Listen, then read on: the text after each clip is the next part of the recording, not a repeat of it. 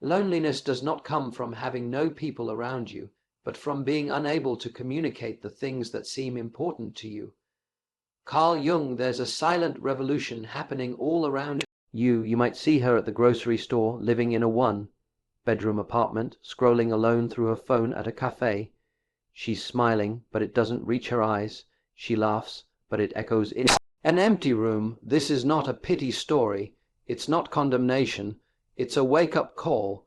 Young man, you've been told that modern women don't need you, that independence means separation, that femininity no longer requires masculinity. But here's the truth Jung would have told you.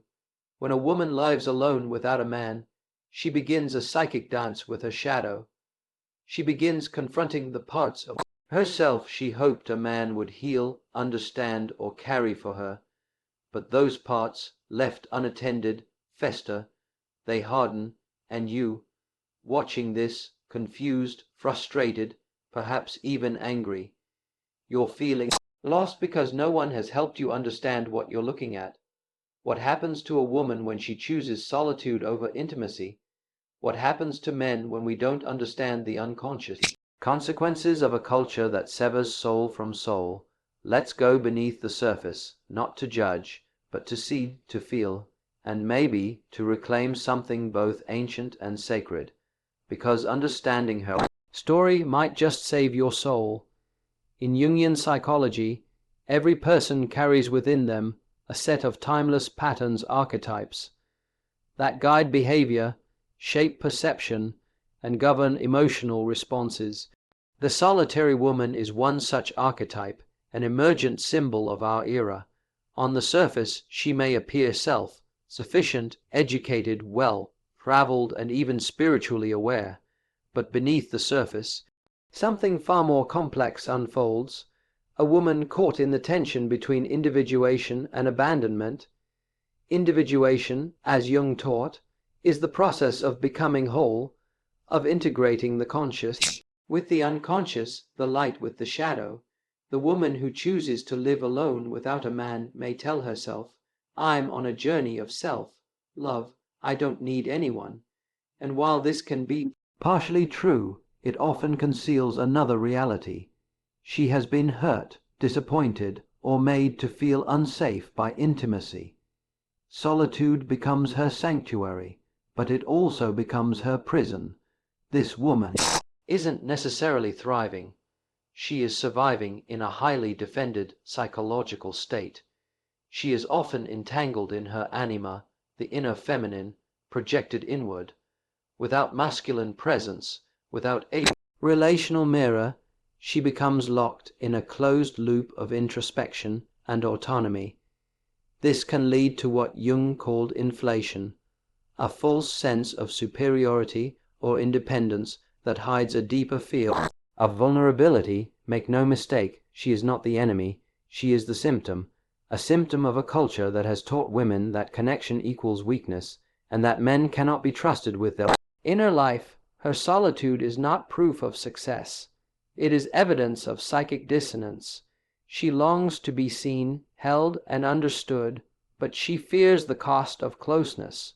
For the men watching, this is not a call to rescue her, it is a call to understand her, not the image but the essence. She is dancing with her own shadow, wrestling with unspoken grief. If you meet her, don't try to win her. Try to witness her, and more importantly, make sure you have faced your own shadow first. Otherwise, her solitude will mirror your own, and both of you will mistake isolation for strength. Only through awareness, humility, and emotional presence can two wounded psyches begin to trust again. That's not dating advice, that's individuation. One of the most profound misunderstandings between men and women today stems from a single illusion that independence is clarity. But in Jungian thought, appearances are rarely what they seem. The modern woman's independence, the career, the solo apartment, the curated life, is often a complex psychic defense rather than a pure expression of wholeness. And tragically, many men misread this facade. Men are biologically and psychologically inclined to pursue purpose, to provide, to protect. When they encounter a woman who declares she needs none of that, it creates confusion, even injury to the masculine soul. A young man, especially one who is emotionally open and seeking depth, may interpret her strength as rejection. She doesn't need me. I have no place in her life.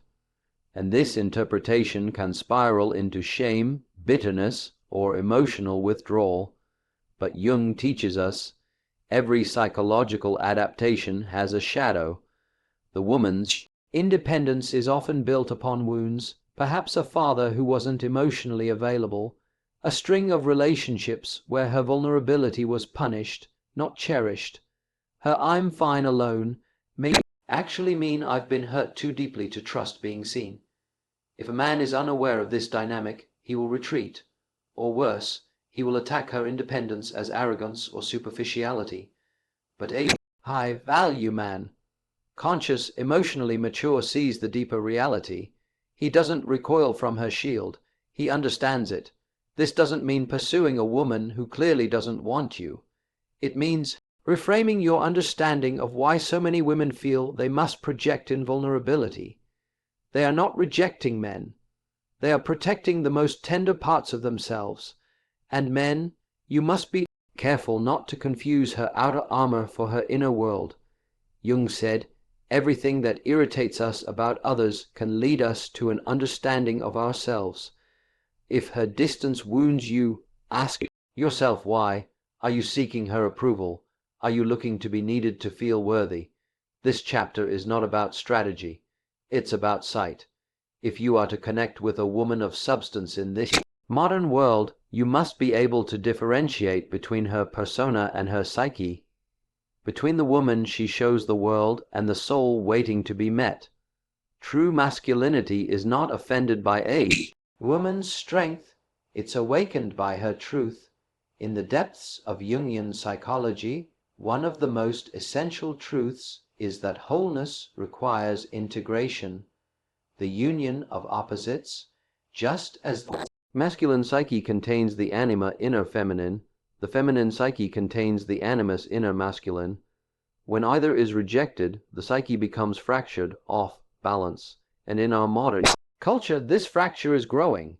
A woman who lives alone and claims she doesn't need a man may very well be sincere, but often, unconsciously, she is also rejecting her own inner masculine.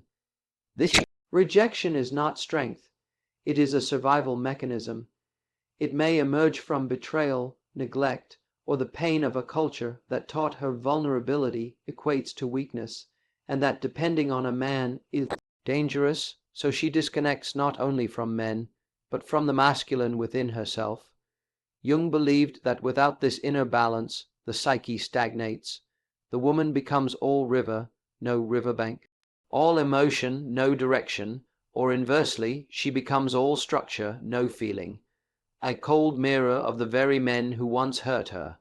The truth is, the feminine needs the masculine, not as ruler or rescuer, but as complement, as mirror, as container. Masculinity, in its highest form, brings order to chaos, not through domination, but through grounding presence. It does not silence the feminine. It witnesses her, holds space for her expression, offers clarity when emotion overwhelms, protects not by walls, but by boundaries. The masculine spirit is what allows the feminine psyche to unfold fully without fear of collapse. For the men listening, you are not obsolete.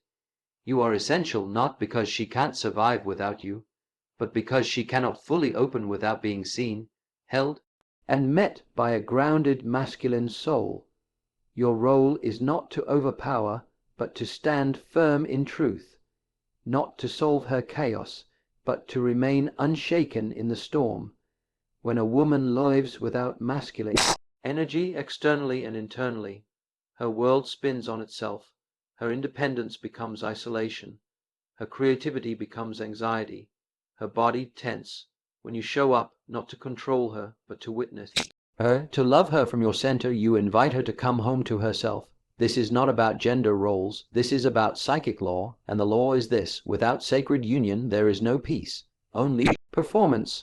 Carl Jung warned that the greatest psychological danger to modern man is not starvation, not violence, but disconnection, disconnection from meaning, from others, from the self. And today, we are seeing the effects of this prophecy unfold quietly, dangerously, in the lives of both men and women. When a woman chooses emotional isolation, whether voluntarily or unconsciously, it does not lead to healing, it leads to fragmentation. Her life may be full: career, hobbies, friendships, gym memberships, social media updates, but inside she is starving, starving for communion, starving for the touch of a soul that sees her beyond her accomplishments, and over time the silence becomes deafening. Emotional isolation isn't always chosen, often it is inherited. It is absorbed from generations of women who were punished for needing too much, feeling too deeply, or trusting the wrong man. So she learns: be strong, be untouchable, never ask, never depend. But the cost of this armor is profound. She loses the ability to be soft, to surrender, to be known, not just admired, and men suffer too. They watch this distance and interpret it as rejection. They internalize it as unworthiness. They think, I'm not good enough, I'm not needed. So they shut down, turn cold, or chase shallowness, mistaking sexual conquest for connection. But their hunger remains unsatisfied and unspoken.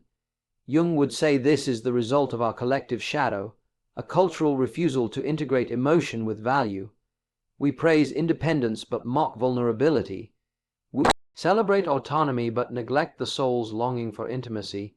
We've built a society of individuals successful, efficient, emotionally dead. But here's the truth: emotional isolation is not evolution, it is erosion, the slow wearing away of what makes us human. Connection is not a luxury, it is a requirement for psychological wholeness. Without it, the feminine becomes bitter, masculine becomes numb, and the sacred dance between them dissolves into mutual mistrust. So if you're a man watching this, know this: your presence matters, not your money, not your muscles, your emotional presence, your ability to stay, not just physically but psychically, because somewhere behind her well-guarded life, she is hoping someone might notice the loneliness in her strength. And maybe you're hoping the same. In the Jungian framework, the highest form of masculinity is not dominance, it is consciousness. The mature man is not defined by how many women he can impress or control, but by the depth of meaning he carries within his soul. He is a vessel of purpose, not a performer for approval. A hive, man does not chase. He doesn't strive to be chosen. He chooses himself first, his integrity, his mission, his inner truth. In a world obsessed with status, noise, and competition, this kind of man is rare. He is not loud, but he is unmistakably seen, because he carries a flame inside him, the flame of meaning, and the world feels warmer in his presence. Women are not drawn to him because he's perfect. They are drawn to him because he is anchored. While other men react, he responds. While others grasp, he lets go. He does not try to fix the feminine. He holds space for her chaos without losing the shape of his own soul. And in that stillness, trust is born. But here's the painful truth: many men today are lost, disconnected from their inner world, chasing metrics of value that leave them empty. They become resentful of women's independence because they haven't yet cultivated their own. They want to be needed without becoming necessary. But you cannot offer direction if you've never asked yourself where you're going. Jung said, your vision will become clear only when you can look into your own heart. This is where you begins not in your resume, not in your bank account, but in your relationship with your shadow. Can you face your fears? Can you sit in your loneliness without numbing it? Can you love without losing yourself? When a woman meets a man like this, her defenses begin to soften, not because he forces her to surrender, but because his very presence reminds her of something ancient: safety, not control, not seduction, safety, the kind only a man rooted in meaning can offer, so become that man, not for her, but for yourself, because a man who carries the flame of meaning will always be seen, always be needed, and most importantly, will never need to beg for love. He is the flame, and the world gathers around his fire. Carl Jung believed that the ultimate goal of the human psyche is wholeness, and that wholeness cannot be achieved in isolation. At some point, the path of individuation, the journey inward, must circle back outward. It must lead us back to the other, not to complete us, but to reflect us, not to save us, but to reveal us. This is the sacred dance of masculine and feminine, ancient, primal, and deeply misunderstood in the modern age. The woman who lives alone may not be bitter. She may not even be lonely in the way you expect. But deep within her, there is a longing, a yearning not just for a man, but for reunion, for soul recognition. She wants to be met, not consumed, to be loved, not managed, to be felt in her fullness without being fixed. But she cannot begin this dance with someone who is asleep in his own soul. This is where so many modern men falter, not because they lack strength or wealth or charm, but because they have not done the inner work to hold sacred space. They chase what they fear. They withdraw when they feel exposed. They crave her softness but collapse under the weight of her emotion. To reclaim the sacred dance, men must become initiates of their own psyche. They must descend into their inner darkness, not to stay there, but to emerge transformed. Only then can they offer presence instead of performance, stillness instead of control, devotion instead of dependency. This is not about going back to old roles.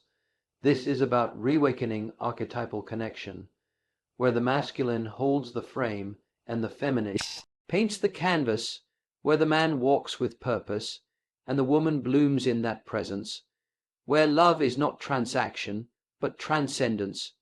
You, young man, are not lost. You are being called to remember the sacred within you, and to call it forth in another.